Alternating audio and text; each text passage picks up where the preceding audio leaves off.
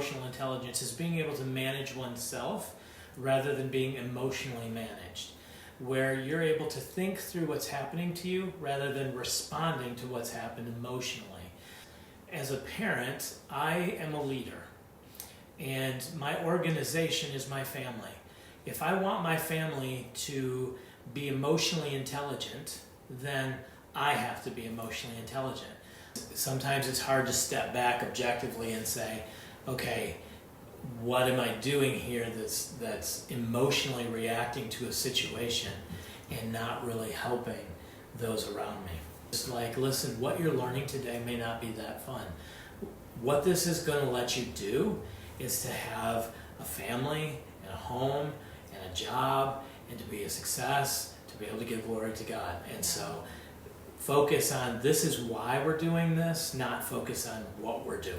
Still, I can still be intelligent even when somebody offends me.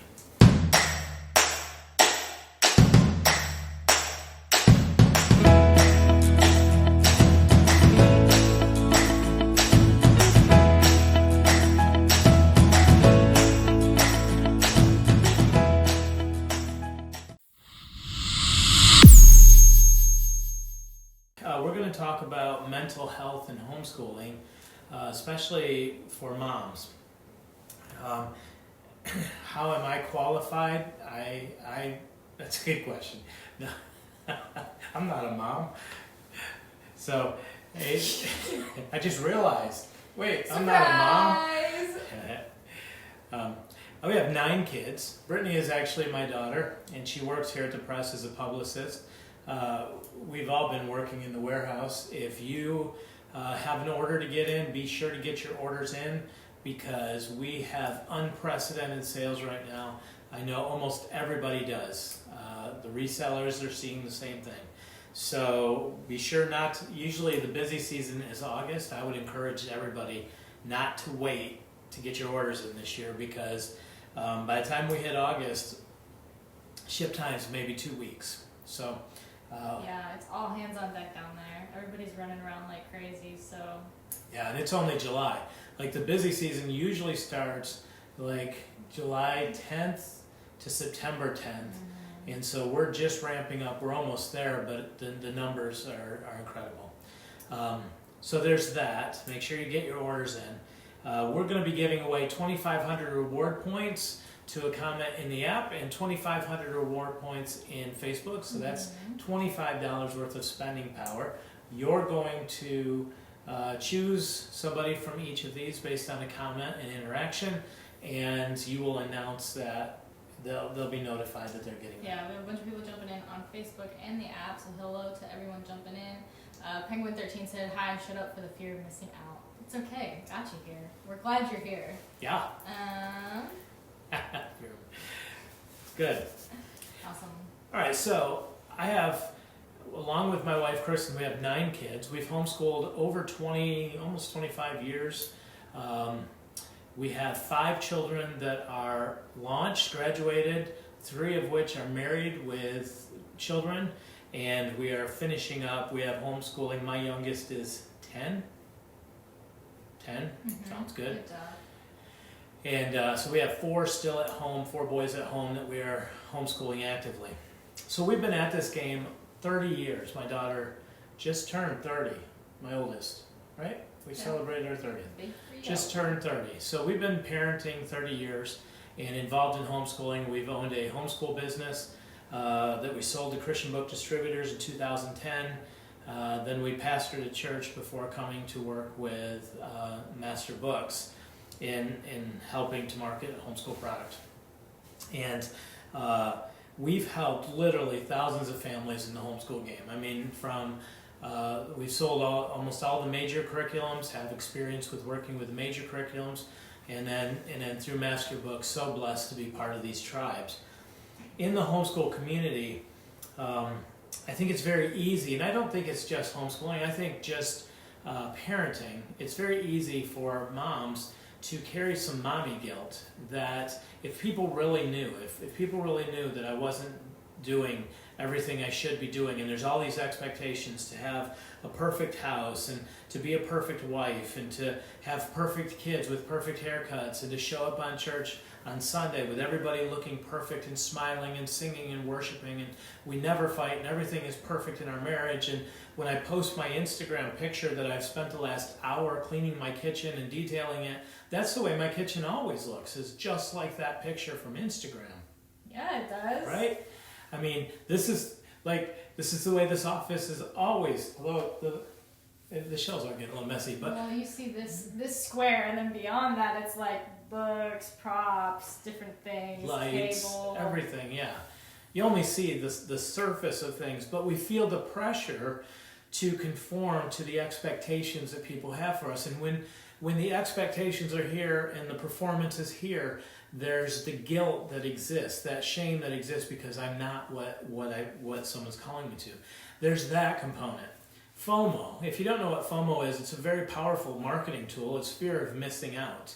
It's if I'm not paying attention to what's happening here, or I'm not online checking my phone, what am I missing out on?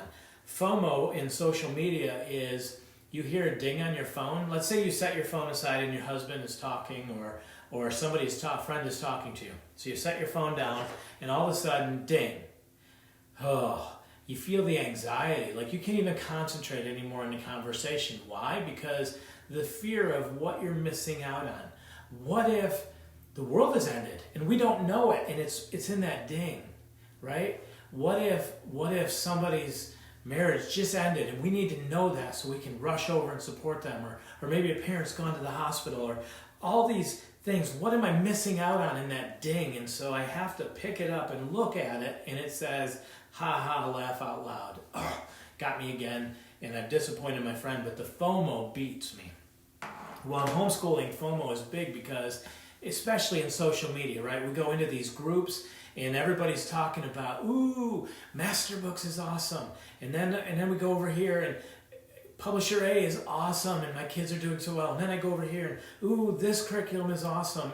And I'm always second guessing myself as far as what curriculum is it that I should be doing? And if I'm not doing that curriculum that everybody else is doing, then what am I missing out on? And how am I hurting my kids because I'm missing out on that opportunity? And so we can go a little bit insane from the fear of missing out. What about sports, right? If my kids aren't in school and they're not playing sports, then we could be missing out on that opportunity. And who knows, my kid could be the next Super Bowl champion, and I left him at home doing Scrabble, and because I can't think of anything else, and I missed out on that opportunity, and so we can go a little bit insane with all of these what ifs and second guessing, and then what are the expectations people have, and I'm not meeting the expectations, and all of these types of things, and it's a big part of homeschooling. In addition to that, there's peer pressure in each area, and I've talked about it before, and so I'm going to cover some things that I've talked about in the past, but there's peer pressure. There's an alpha mom in a lot of homeschool communities. When you go to a co-op, generally there's an alpha mom. She's confident, she's been homeschooling a while, she's the one who says this is the curriculum you should use, and 70% of the people are using the curriculum she says to use. She's the one that people go to for advice in an area. Different regions of the country have different alpha moms and influencers. We have a community nearby that uses classical conversations, and the classical conversations is the big, that's the alpha moms are pushing that, and to go against that means you're not really doing the homeschool thing. But then you move to another area like Buffalo, New York, where we're from, and maybe those alpha moms were pushing sunlight, and so if you were to use something else other than sunlight, you're not really a homeschooler, are you? And so there's that pressure that exists to actually experiment in that type of thing. So we're going to talk a little bit about just a few tips that I would give you as you enter into that. But I want to start by saying we're in an unprecedented time in the homeschool in the homeschool movement. For a number of years, homeschoolers they came from a place of conviction. We felt that the Lord was leading us to homeschool and to do it differently than what was being done in a public school or private school environment. And so that the motivation that's driven the publishers and driven people who serve and minister to the homeschool community come from a place of conviction. This year, in the last couple of months, especially like just the last even couple weeks, good? Yeah, your phone was ringing. Ooh. FOMO, oh boy. Isn't that awful? And you just alerted me to that. I was gonna see how you reacted, if you would keep going or I got the sweats now. conviction. Okay. Okay. So we enter this place where all of a sudden things have changed. And we have a group of people that are coming into homeschooling because, you know, it's not the that it used to be, but it's now it's a placeholder. Right? The motivation isn't from a deep place of conviction that I think I'm being called to homeschool. Now some people are, but there's another movement that's coming in that are placeholders. It's I'm going to homeschool until my kids don't have to wear a mask, or I'm going to homeschool until my kids, you know, we figure the danger of COVID and everything else out. And so why this is important for people who are watching is you might be watching and you feel it from a place of conviction. The Lord has been stirring me for quite a while to homeschool, and I feel that I'm to homeschool, and so that's why I'm doing it. This is the perfect opportunity because it's pushing me out of my comfort zone and into a place of that.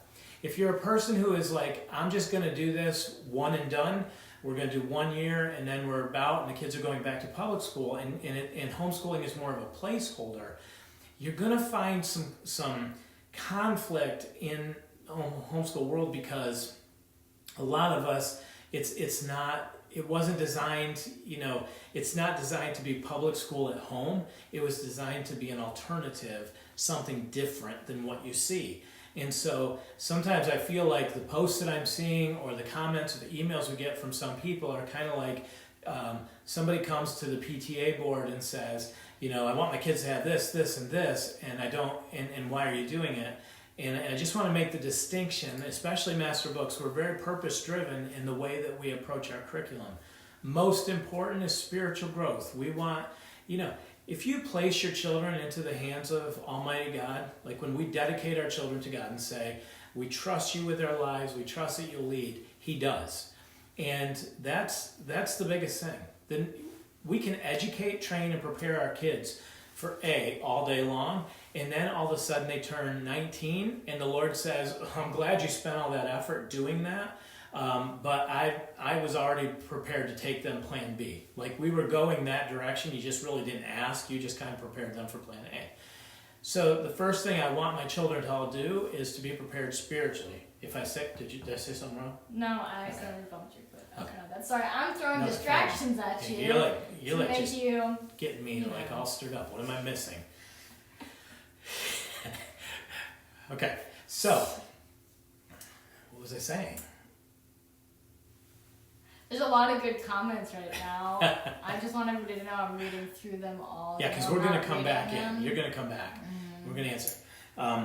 Okay, so do it from a place of conviction, and that's who Masterbooks is, the spiritual side, that we want to make sure that our kids are well-rooted spiritually because the Lord will direct their steps.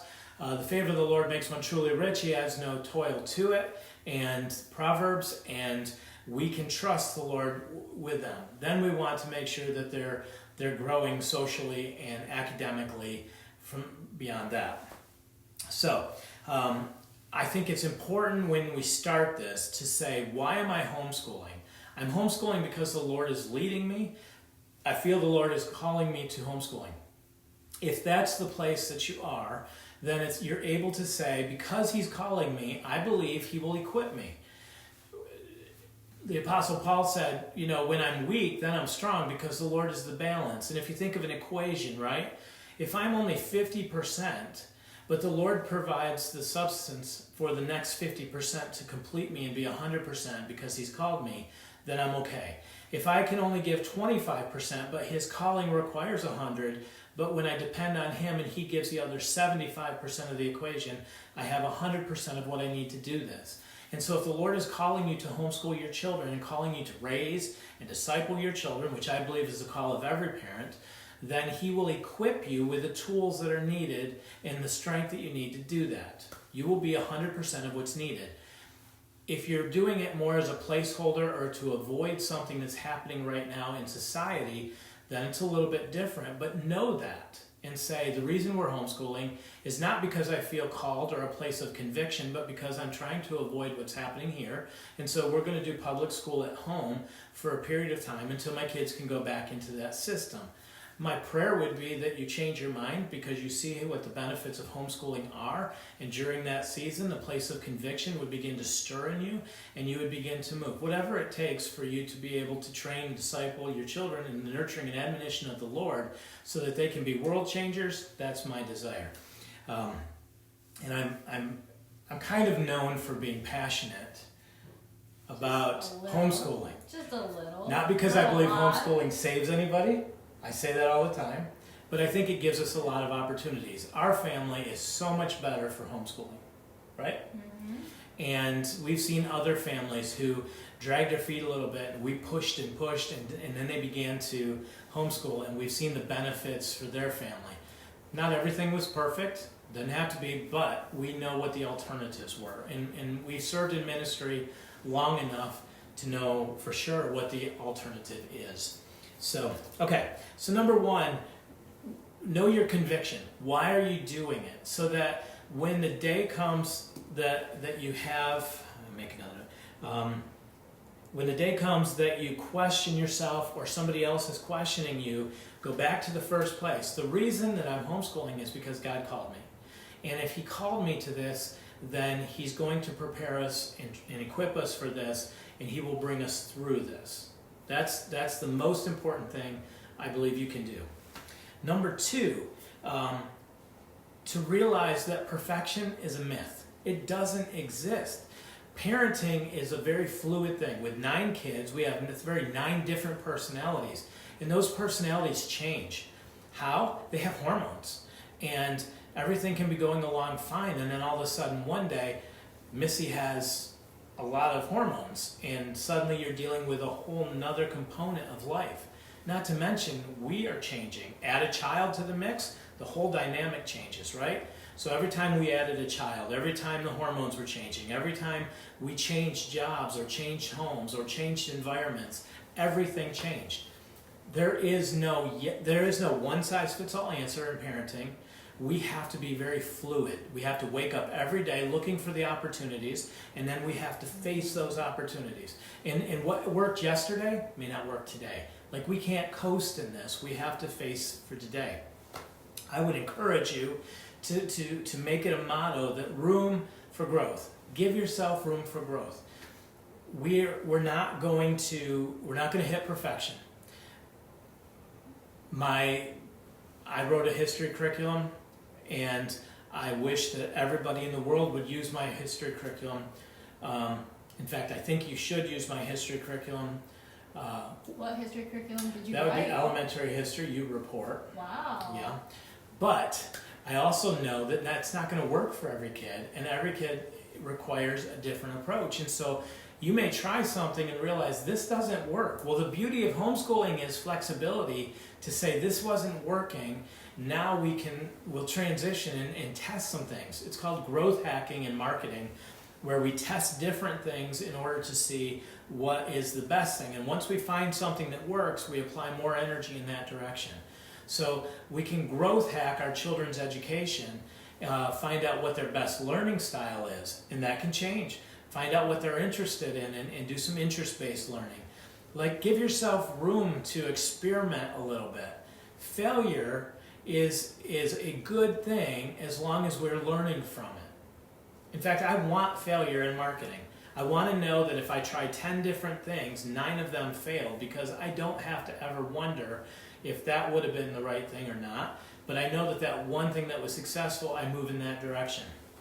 If you followed masterbooks in the last 5 years, masterbooks has grown significantly, and a lot of it has been through the growth hacking process of testing different ways to connect with an audience, work with the audience, how we build relationships and support the audience. Some have been a miss. We've tried different devotions and different ways of doing things. Those have been a complete bomb. And then other ways have been a huge success. So don't be afraid to give yourself room and permission to growth. And don't be afraid to tell other people, I'm not expecting perfection. Like, okay, so, everybody around me wants perfection, and you want my kids to show up in church on Sunday because you think that if my kids are good, then because I'm your kid, then and your grandkids are good, then I'm a good reflection on you, and so that's important to you. Well, get over yourself. This isn't about you anymore. Why don't you work on behaving in church yourself? And when you can behave in church, then we'll all work on behaving in church ourselves. That was a little bit of too much attitude there. That was no bitterness. I don't think there was bitterness. I was a misbehavior in church. Okay, so perfection is a myth. The third tip that I would give you, and we can talk more about this, and if there's questions, we're happy to sit and talk for a while on the questions. But the third thing that I would talk about is dealing with the critics. Sometimes it's the inner critic. Sometimes it's the I'm afraid to fail. And in that case, you have to do business with that. You have to be honest with that. What am I afraid of? Am I afraid that if I try this and it doesn't work, people will be able to say I told you so? Or is it my pride that's in the way? Is it fear that's in the way? Like deal with the emotions that's there. Being emotionally healthy, we get what we lead. So I can't expect my children and my family to be healthy if I'm unhealthy emotionally. And for a lot of time in my life, I tried to parent from a position of, I'm unhealthy, leave that alone, you all be healthy. And I've really taken a shift as I've gotten older to focusing very heavily on me being healthy. And I've seen I don't have to do as much driving because I'm doing more leading. Would you agree? Mm-hmm. Okay. So with dealing with the critics, we have to deal with our inner critic first. And if the Lord has called us, then we know He'll equip us. Then we know that we have room for growth because we've given ourselves permission to make mistakes and also permission to succeed, which sometimes we need that as well. And then the critic, when it comes to dealing with the critic, I personally think that having a little bit of an attitude is a good thing. Having a little bit of swagger that gets back in somebody's face and pushes back a little bit and says, so are you saying that you think I'm incompetent? Like, are you saying that you think I'm a lousy parent, that maybe God made a mistake in giving me these children and asking me to parent them, disciple them, and train them? Do you think that maybe God was wrong when He said parents train up a child in the way they should go? Maybe He didn't know what He was talking about, or maybe when He meant parents, it was a wrong translation and it should have been society, train up somebody else's children in the way they should go. Like, there's a little bit of get some confidence behind what you're doing in that area. Not to be nasty, but if somebody has the audacity to come and say, I think you're an idiot, and I don't think you're capable of homeschooling your children. I think the only people that are capable of homeschooling your children are absolute and complete strangers to your children. They're the ones who can speak into your life. And maybe they could be ungodly. And if the ungodly, you put your children under the counsel of the ungodly, who knows? Maybe they'll even turn out to be godly people. You know, the mentality and the audacity of people speaking into our lives that way, we have the right to push back a little bit. Now, I have a lot of teaching tips that I've done, and I need to say the views and opinions right here in these teaching tips do not necessarily represent the views and opinions of all of Masterbooks, right? Or his wife. Or my wife. This He always adds that, so she appreciates that. Yeah, I think our passion for the homeschool community and seeing the homeschool community succeed it's why we're here, and this is the most important thing that we're doing, because I believe souls are on the line, and I've said it over and over again, but these kids are going to fight giants we never imagined fighting. They're going to have to step onto the battlefield when other people are trembling in fear, and they're going to have to say, we serve a living God. All right, before we get emotional. There is a quote, Theodore Roosevelt. I would encourage you, if you're not familiar with it, I would encourage you to get this quote and read it over and over again. And this is a swagger type of speech. It's by Theodore Roosevelt. It's called The Man in the Arena. It is not the critic who counts, not the man who points out how the strong man stumbles, or where the doer of deeds could have done them better. The credit belongs to the man who is actually in the arena, whose face is marred by dust and sweat and blood, who strives valiantly and errs, who comes short again and again, because there is no effort without error and shortcoming. But who does actually strive to do the deeds, who knows great enthusiasms, the great devotions, who spends himself on a worthy cause, who at best knows in the end the triumph of high achievement, and who at worst, if he fails, at least fails while daring greatly, so that his place shall never be with those cold, timid souls who know neither victory nor defeat. As you step into the arena of homeschooling, there are going to be challenges. There are going to be those who criticize you and are critics. But you know what? You are endeavoring to do something that, like, I'm telling you, the women that have homeschooled and the families that have homeschooled for the last 20, 30 years, sometimes society will look and say they're weak, they're different, they're odd. Man, these are giants. If you see a mom who's been homeschooling for 20 years, she has had to fight almost every convention to get her kids through that. No sports, looks at the grocery store, looks from in-laws, you name it. She's had to man up, woman up, and be strong to break those conventions. And you stand in the presence of some amazing people when you step into the arena. And you can gain great confidence from a group like Moms and Masterbooks or in the app. We have some moms who've been homeschooling 30 years, have graduated and have many grandchildren and done the job well, and have their kids are believers who are serving the Lord. And you can tap into that here in this community. For those of you asking, the quote that he just read was "The Man in the Arena" by Theodore Roosevelt. Yes, if you type "Man in the Arena," it'll come right up. You'll see it over and over again. It's just a great quote. Okay, so those are my 3 things. Know why you're homeschooling. Understand perfectionism is a myth. It doesn't exist in parenting. Be flexible, give yourself room for growth. And number 3, when it comes to the critics, have a bit of an attitude. You're the one in the arena. And because of the topic and the discussion we have, I always would say to people that would try to tell me how I should be parenting, on the day of judgment, when I stand accountable before my Maker, I will give an account for how I stewarded the opportunities he gave me, including the 9 children that he gave me, that opportunity to parent them. There isn't one critic who's going to come in there and say, I'm willing to stand in the gap for him because I thought he should have put his kids in public school. And he did. He listened to me in doing that, and so I'm willing to take, to take the hit for that. They aren't going to do that. They're not going to do that. It's my responsibility to steward the gifts that God has given to me. And each of my children are absolutely a gift of God. And each of them have a special call in their life to go forward. Like everything I'm investing in today is investing in the generations, not just 9 kids. I'm investing in hundreds of thousands of children. My 9 kids, I'll have 9 kids, I'll have 9 kids. It doesn't take very long, and pretty soon you have 100,000, right? 9 kids. So those are good things. Yes. All right. So I'm done.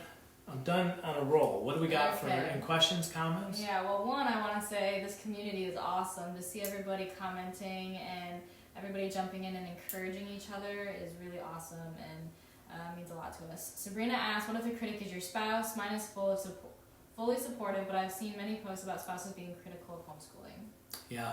I think, and we've done Kristen and I had done a teaching tip on this a while ago, because when we got into this, when I was a young man, even though I had grown up in the home of a pastor and all of that, and I knew the talk, I was not leading spiritually, Kristen was. And Kristen's advice was, at that point, that one of the best things you can do is turn them over to the Lord. You can't change them. The only thing she could do was turn me over to the Lord in that area. And the Lord began to work in me.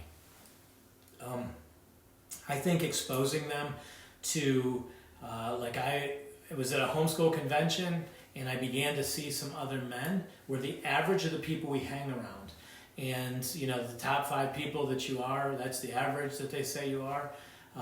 Sometimes for some men, we have ourselves surrounded by influences that aren't really godly. And I don't think that as a wife you can start doing that, but there's opportunities, if you have opportunities, to raise the bar a little bit. And so when I saw some of these men who are serving the Lord by serving their families, it definitely inspired me to raise my own bar and in that area. It can be a challenge, but I think we also win them over with excellence. Arena said, amen, #Randy Rants is the best referral to all naysayers. And then Melissa said, yes, Arena, I have a file on my computer called Randy Rants with notes I've taken from the videos. I share them all the time. That's funny.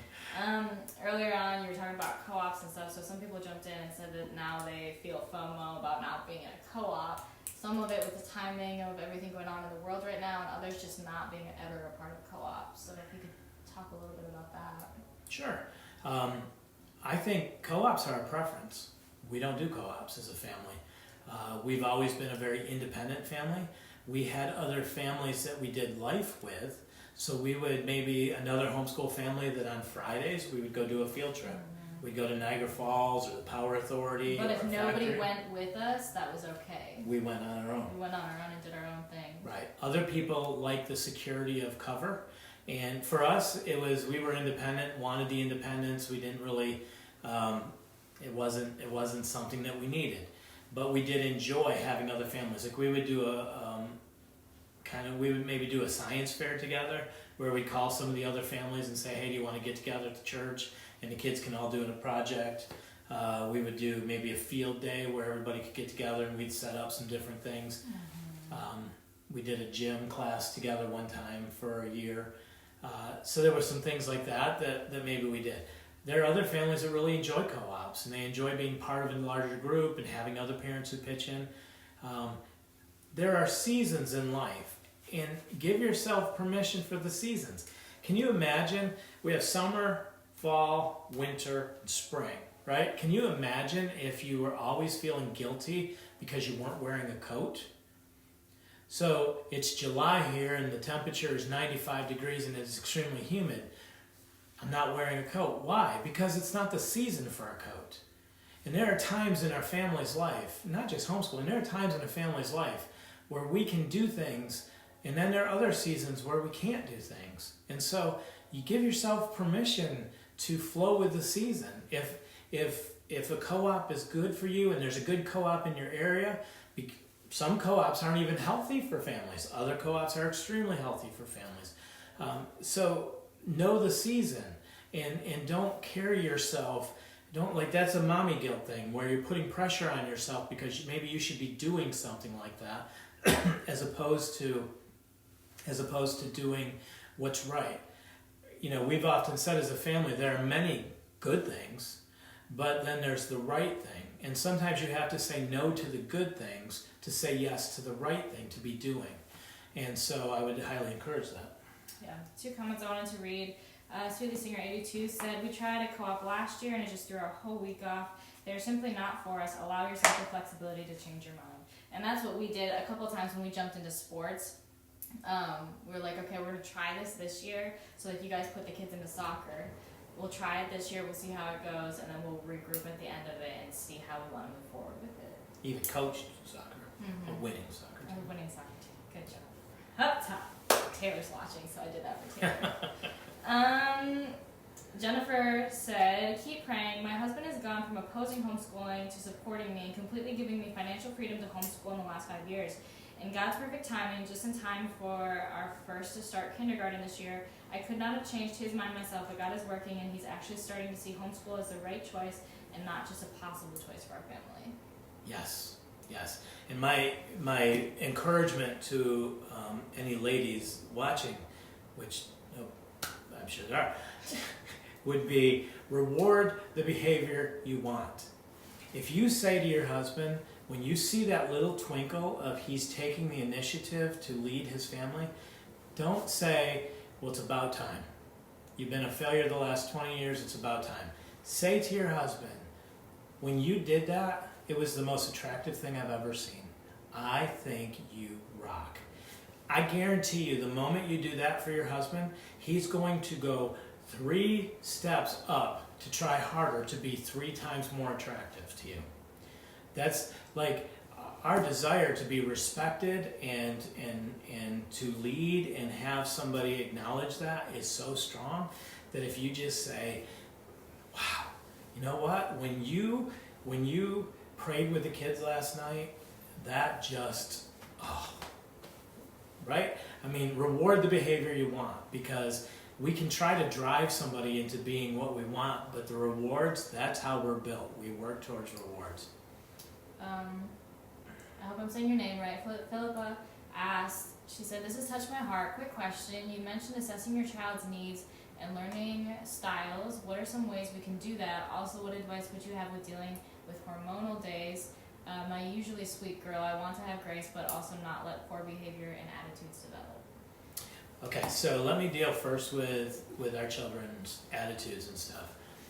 When I started parenting, and I think my philosophy was I was the boss, they were to respect me. My job was to break their spirits, to create a better spirit, right? As I've gotten older, I think my leadership style has changed significantly, and I understand. I remember the epiphany. We were sitting at a mega conference. It was the Answers in Genesis mega conference down in Pigeon Forge, and Todd Friel got up and he said, "Your children are little sinners just like you." And it just, a light bulb went off in my mind. You know what? They're dishonest just like me. They are willful just like me.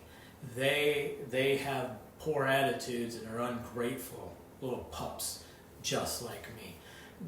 And I realize I only have the advantage of 20 years or 30 years on them. That's it. I'm not their boss. Like I want them, you're going to respect me because I'm the dad and I said so. My parenting style has trained much more into I get what I lead, and if I want my children to follow my example, then I need to work on my attitude. I need to set an example of gratitude. I need to be the one who leads. And when they struggle with an attitude, instead of straighten up, Missy, right? Try to be a lot more. Do you realize when we act that way that this is what happens and this is what it produces and the fruit it produces? And try to disciple them from the experience I've learned, as opposed to trying to force them into being something I'm not. So that was the first part. The second part was about the individual needs of students and learning what those are.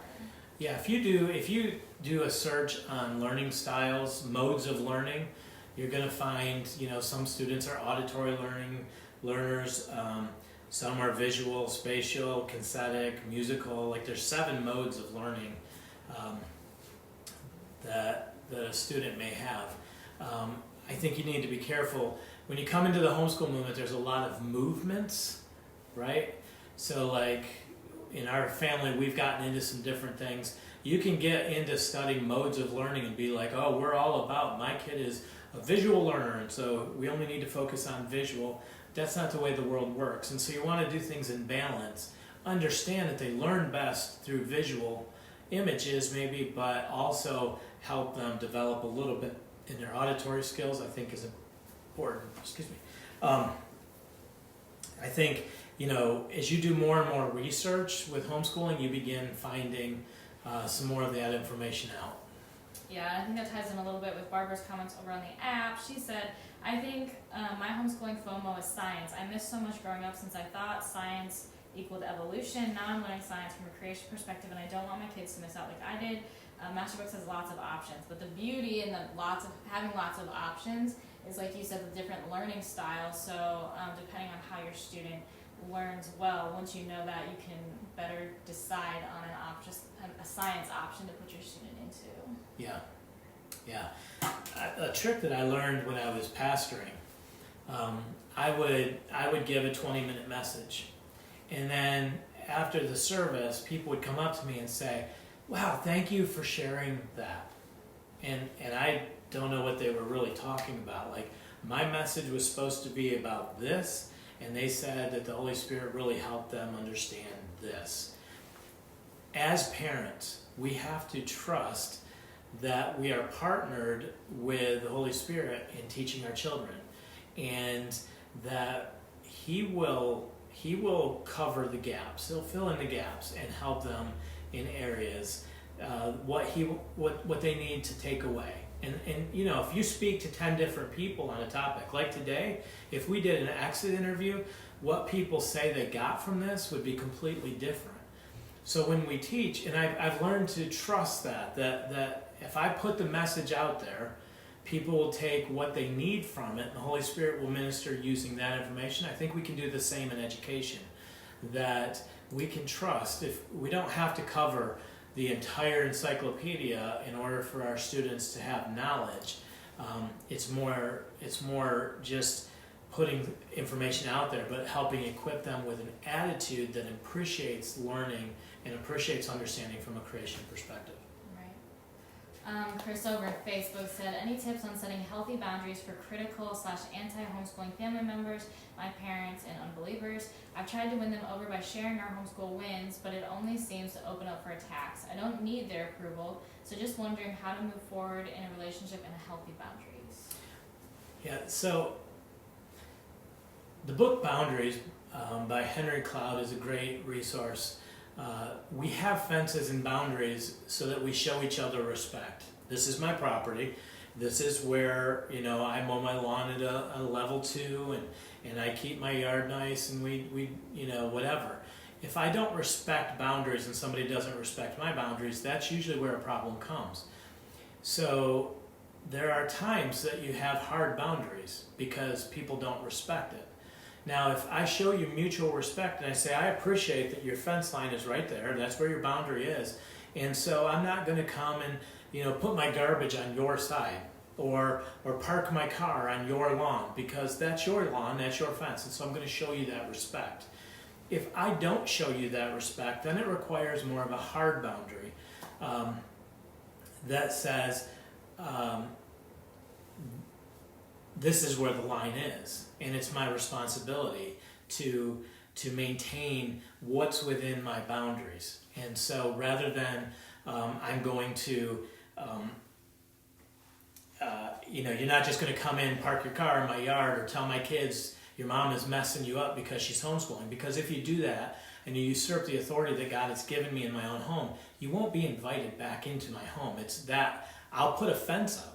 I will have to put a fence up because you can't respect the boundary, and they'll sit on the other side sometimes and scream and cry and kick. That's their emotion to deal with because they're not respecting the boundary that is there for a reason. Lines of authority. We have been given authority. So as a parent, I don't have authority over my parents, but I do have authority over my children. And it's necessary for me as a parent, when my children have children, to respect the authority that they have in their families. I support them, I encourage them. If they come to me for advice, I can give them advice. But it's not my responsibility to raise their children or tell them what they should be doing. There are times that maybe I see danger and I will give counsel or something like that. I would say, this is what I wish somebody had told me. But I have to have a respect for the boundary that exists. And so I think that that's an important aspect when we have other people that come and speak into our lives or try to speak into our children's lives like that. We sometimes may need to have an honest conversation and say, I'm doing what I believe God has called me to do, and this is important to me. And when you do this, I find it offensive because it shows a lack of respect for me and the authority and the call that God has given to me. And so if you're going to do that, I'm not going to allow you into this place to do that. Yeah, Vanessa said, I love the YouTube video you made on boundaries and homeschooling. It blessed me greatly and helped me. So if you want more on that, you can go to our YouTube channel at Masterbooks and check that out. Yep. Jamie said, this video is outstanding. I needed this. I have known I was called to homeschool all of our kids since our oldest was 8 months old. We now have 4 kids, but lately I've been struggling so much with feelings of inadequacy. This encouragement is perfect for such a time as this. So, just wanted to share that one. And then Amy asked over in the app, she said, how can we be sure that our children are really learning, not just school, but spiritual as well? My children are 13 down to 1. I homeschool all of them. I think it's like us, right? How do we know that we're learning? Are we growing? That's it. Are we growing? Spiritually, when we see them conducting themselves, is there growth? And what fruit is being produced? Do you see an attitude of gratitude? Do you see where they just have a different walk because of the fruit that's in their life? And so the best assessment we have isn't how many Bible verses they can memorize. It's what fruit are they exhibiting. And you can see when there's spiritual growth happening. But look at it in your own life too. Assess your own life. You get what you lead. So if you're not growing and you don't feel like your attitude is good, or if you're fearful and full of anxiety and under attack all the time, and you're just kind of then assess that first in order to see your children grow. It happens. Like leaders, well, you're a leader. Every parent who's in here, you're a leader. You lead a tribe, and you get what you lead. The law of the lid, your family will never exceed you. Same with your husbands. If your husband sets the bar here, their kids don't go higher than them. Very rarely do we excel above the law of the lid, which, managers and business owners and presidents, like we hit the law of the lid, which is we won't exceed the law of leadership. And I remember when I was pastoring, it hit me one day when I wasn't real happy with where things were going as a church. It was because I wasn't going where I wanted the church to go. And so if I wanted the church to go, I had to be the one that did the work first. And so you'll always hear me say, it starts with me, and it starts with you. And then when we're growing, tell me this isn't true. If I'm growing spiritually, if I'm growing emotionally, whatever I'm growing in, the whole family grows alongside. 100%. Yeah, I've seen that especially as I've gotten older. You've pushed yourself to grow more than you ever have than when we were younger, and it's caused me to be a healthier person because of it. So, absolutely. Vicky asks, how do we as a mom work through the panic attacks that come up? So I would say, okay, that's an emotional health side. And most likely, if you're having panic attacks in homeschooling, you're having panic attacks with other things in life. And a lot of that comes from a fear. There's a fear base of what happens if, and I think the first is in Scripture, Isaiah 41:10, fear not, for I am with thee, I will uphold thee with thy victorious right hand. There's so many scriptures where God tells us, don't be afraid, don't be anxious for tomorrow. Tomorrow has enough worries in and of itself. We can just focus on today.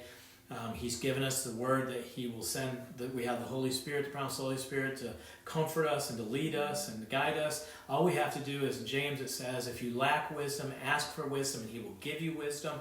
So I think there has to be that place of dependency which says, God, I've only got 25% to bring as a parent today. And I'm going to need you to equip me with the other 75%. I need wisdom, and I need strength, and I need patience, and I need you to help me make good decisions, and maybe bring in some people into my life to give me wise counsel. So those are something that's important. And then there comes the other place of, okay, face it. Just let's talk about what's the worst case scenario. Mm-hmm. Let's say I homeschool for a year, and I'm not good at it at all. I can't do it. The kids are failing. I've chosen the wrong curriculum. Everything's a mess. I go to put them back in public school. They're now a year behind, and they have to catch up. Okay, so that you feel the anxiety of that automatically, of what are people going to say about me? What would they think? All of these things.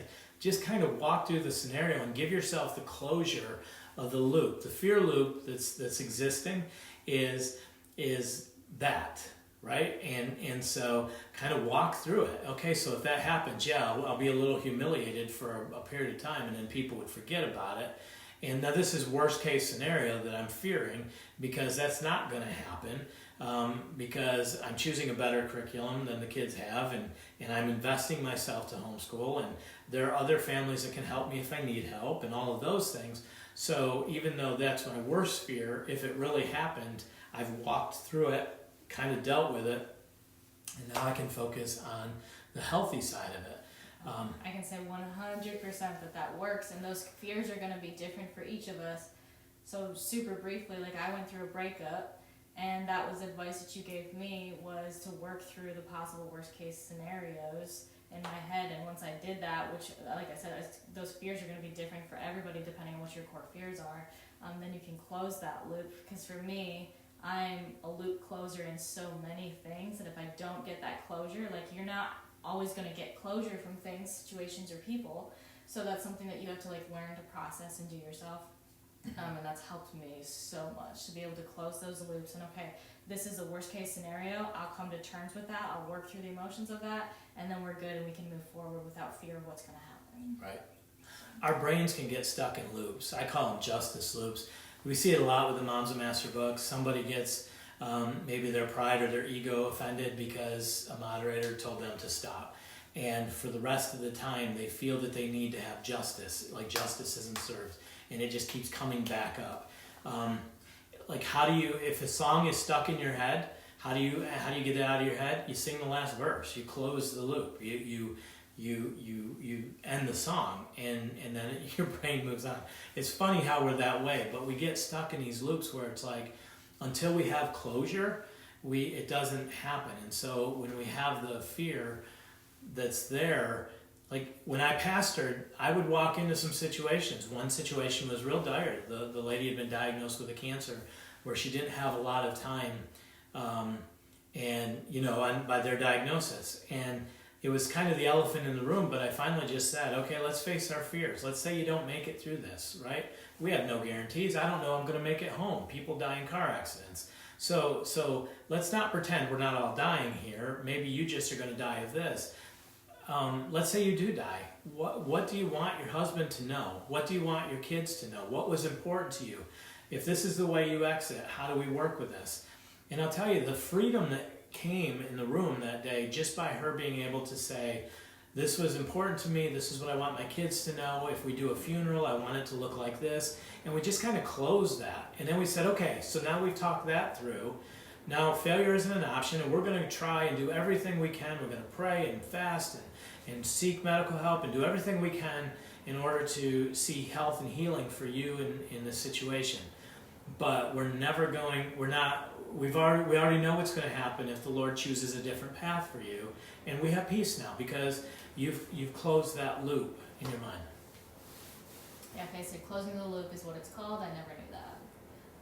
So that's all the questions we have that are specifically related to this topic.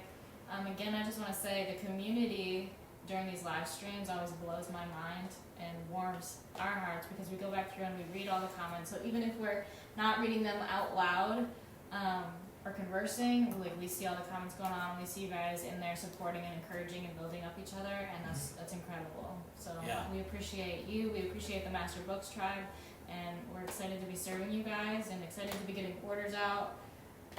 A lot of orders this week. So yeah, it's exciting.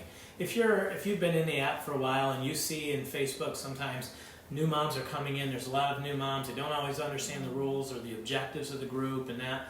If you have some experience and if you could just help out a little bit by saying, hey guys, general discussions are great in the app. They've set up groups for chit chat and inspirations and chapel and all of that type of stuff, and encourage the moderators. Our team of moderators are working so hard to help support homeschoolers, and it's a volunteer type basis where they're not employees or compensated that way. It's more they just want to invest in the community, and we have such an awesome group of moderators both in the app and in Facebook, And they, when they hear somebody say, hey, we appreciate what you're doing and how you keep the group on track and how you serve these families, that's like one of the best ways you can reward them for that.